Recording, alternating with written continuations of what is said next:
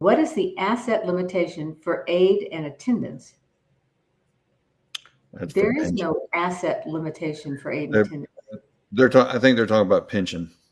Okay, pension is a totally different thing than what we usually talk about. Pension is based on income that the veteran has, and if they're not, it's not a service-connected problem, then there is a limitation, and I really don't know those offhand. Do you, Carrie?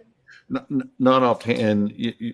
If you're on pension or if you're talking about pension, you can go to VA's website and look up the income limits for the Right. various forms of pension. And there's going to be a limit at the basic level, I think the SMCS level and the aid and attendance level. Certainly the aid and attendance level and the base level. I'm not sure if S is in there.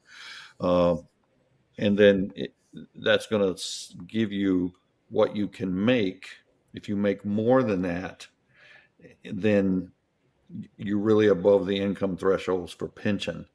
Um, if you've got medical expenses that can bring your countable income down, so if, say if the income limit's 20 grand a year for aid and attendance on pension, and you had 10 grand a year in medical expenses, you submit those. Now your countable income is 10 grand, not 20, and Right. VA will give you 10 grand a year to bring you back up to the limit.